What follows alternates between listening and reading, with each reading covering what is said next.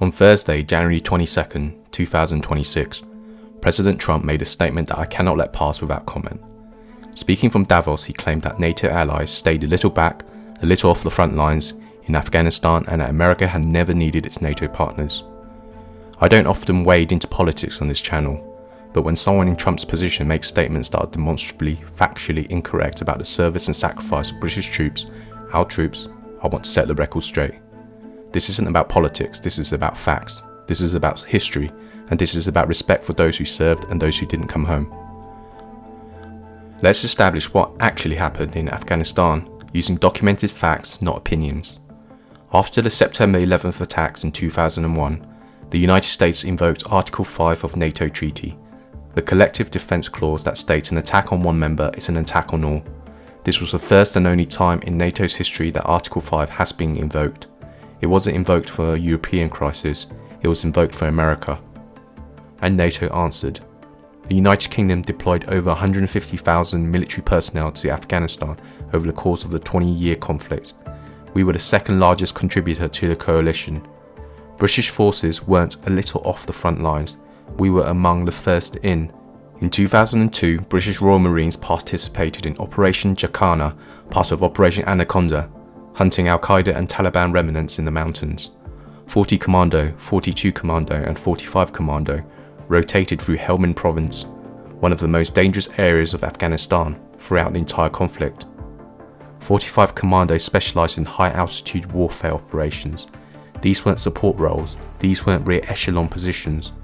The statistics tell the story Trump's statement ignores. 457 British service personnel were killed in Afghanistan. The UK suffered the second highest number of military deaths in the entire conflict, after only the United States. Across NATO, 1,160 Allied troops from countries other than the United States gave their lives in Afghanistan. Canada lost over 150 soldiers, France lost 90. Germany, Italy, Denmark, Poland, dozens of nations shed blood alongside American forces. For years, the people of Wootton Bassett in Wiltshire stood in silence as hearses carrying flag-draped coffins passed through their town. Those weren't training casualties, those weren't accidents, those were soldiers killed in combat on the front lines that Trump claims were avoided. Prince Harry, who actually served 2 tours in Afghanistan, unlike Trump, who received 5 draft deferments during Vietnam, put it plainly this week. I've served there, I've made lifelong friends there, and I've lost friends there. Lord Richard Dannatt, former Chief of the General Staff, called Trump's comments outrageous and factually incorrect. Even Nigel Farage, typically a Trump ally, stated simply, Donald Trump is wrong. This isn't a left-wing or right-wing position. This isn't an anti-American sentiment. This is the entire British political spectrum, Labour, Conservative, Liberal Democrat, united in the defence of an objective historical record. Former NATO Supreme Allied Commander James Stavridis, who led Allied forces in Afghanistan from 2009 to 2013, rejected Trump's characterisation outright. Hundreds of Allied troops were killed serving under his command. I honour their memory every single day, he said. Here's what troubles me most about this statement. It reveals either a fundamental ignorance of recent military history or a willingness to rewrite that history to suit a political narrative. Both are dangerous for someone holding the office of President of the United States. NATO isn't a protection racket where America provides security in exchange for payments. It's a mutual defence alliance built on shared values and shared sacrifice.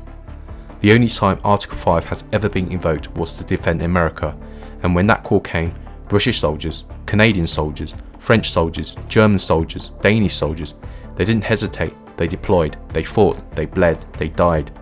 To dismiss that sacrifice as being a little off the front lines isn't a minor misstatement, it's an insult to Gold Star families across NATO nations who bury sons and daughters, husbands and wives, fathers and mothers. Lucy Aldridge, whose 18-year-old son, Rifleman William Aldridge, was killed in Afghanistan trying to save fellow troops, told the BBC she was deeply disgusted by Trump's comments. She said, "This isn't just misspeaking, he has deeply offended every NATO member who sent troops to fight in Afghanistan, and certainly the families of those who never came home." She's right, this isn't misspeaking, this is misstating history and it matters. I want to be absolutely clear about something. Questioning alliances, debating defence spending, and discussing NATO's future role are all legitimate topics for political discussion. Reasonable people can disagree about NATO funding arrangements or strategic priorities, but you cannot debate facts. You cannot have alternative facts about who fought and who died in Afghanistan. 457 British service personnel gave their lives in that conflict. Their names are inscribed on memorials. Their families still mourn them. Their service cannot be erased or diminished by revisionist statements from anyone, regardless of their position. As I've said at the start, I rarely get political on this channel, but I always defend the factual record of British military service. Always. Great Britain stood with America when America needed allies.